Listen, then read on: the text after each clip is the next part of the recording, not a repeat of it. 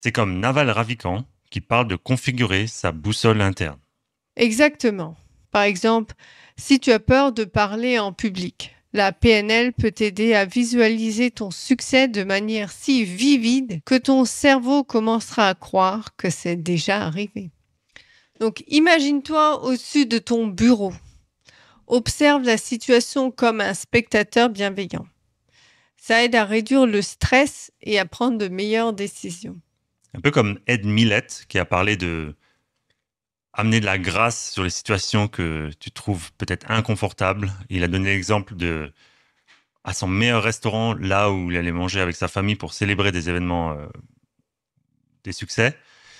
La table d'à côté était très bruyante. Les enfants couraient partout. Bref, c'était pas du tout relaxant pour lui.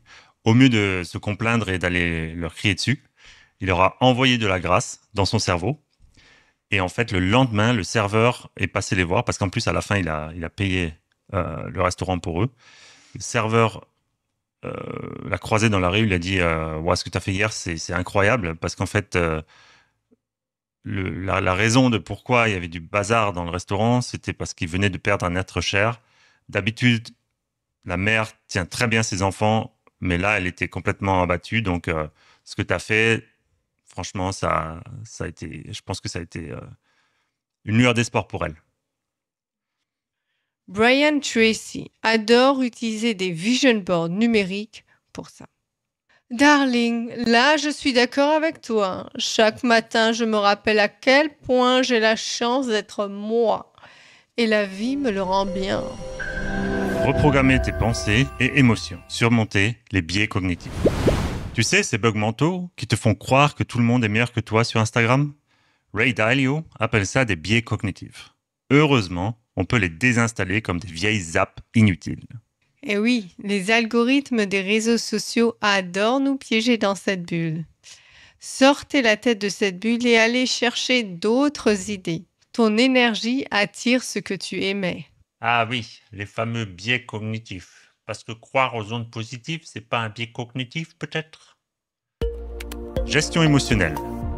Ryan A. Bush dit que maîtriser tes émotions, c'est comme maîtriser la palette de couleurs dans Photoshop.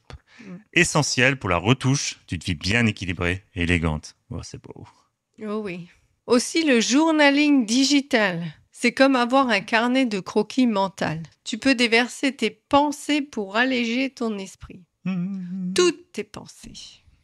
Visualisation et programmation positive. Et si je te dis que les gens utilisent la réalité virtuelle pour surmonter leurs phobies, ça te parle?